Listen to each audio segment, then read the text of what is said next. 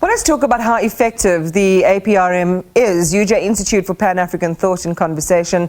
Dr. Chidochashe Nyere joins us now. Dr. Nyere, good evening to you and welcome. You would have heard that conversation with our reporter.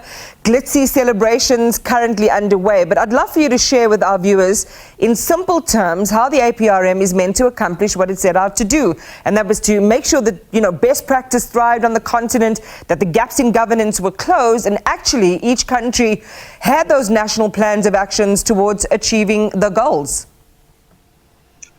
Good evening, Imani, and good evening to the viewers. So it's quite interesting that I listened in and our previous speaker sketched out what the APRM is really about. Maybe just to highlight that participation in the African peer review mechanism is entirely voluntary. So these states, they participate in that instrument on voluntary basis, although the precondition is that they are member states of the African Union in good standing. So you will realize that the number of member states that subscribe to the African peer review mechanism, it fluctuates. And because some member states, they face sanctions from the AU and therefore they may not participate. However, let's look at the highlights of the African peer review mechanism. And I've always maintained that its strength is also its weakness. Its strength lies in that as a mechanism which is voluntary.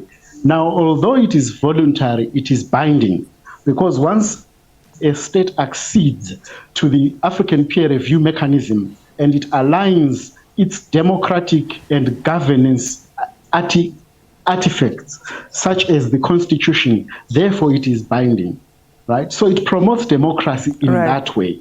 However, what we need to highlight in terms of it promoting democracy is that it allows for non-state actors to participate in charting a way forward in terms of all the challenges that states face in terms of democratic and political governance. Well, let's talk about practice, right? So research by the South African Institute for International Relations shows that countries which have even undergone a second review, countries like Kenya, Mozambique, South Africa is in there, Nigeria and Uganda, show little progress on the governance issues that would have been flagged in the first review.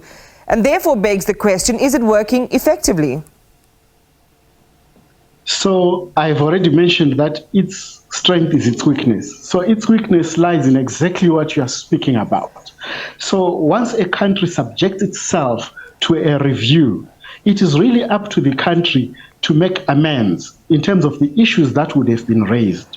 Now, that's where the problem presents itself, because it is voluntary and therefore there isn't really any sanction, particularly on the leaders of a country if they decide not to follow through with what the review says. So in that sense, it is limited because there isn't any governing body that then has any mandate to follow through and ensure that it is enforced in a particular jurisdiction. Yeah. So because it is voluntary, the enforceability of it becomes a challenging factor if the government in question decides not to follow through with the review process. Well, it strikes me as rendering the process farcical then, or symbolic rather than practical. Why sign up and commit if, there isn't going to be that serious follow through on some of the practical steps that need to be implemented in order to kind of close the various gaps? I want to go to something very quickly. Unfortunately, there's so many points of discussion when it comes to the African peer review mechanism that are important. But let's take something that's contemporary. The issues that we see in the Sahel, in terms of coups, a lot of observers would say, well, that's where APRM should be, right in the guts of where these problems are, play a supportive role alongside some of the other continental bodies like ECOWAS in the case of Sahel, to really resolve and show some influence in those types of conflicts and resolution. Would you agree with that? I would agree with that in principle. However, in terms of practice, the African peer review mechanism is only extended to members of the African Union in good standing.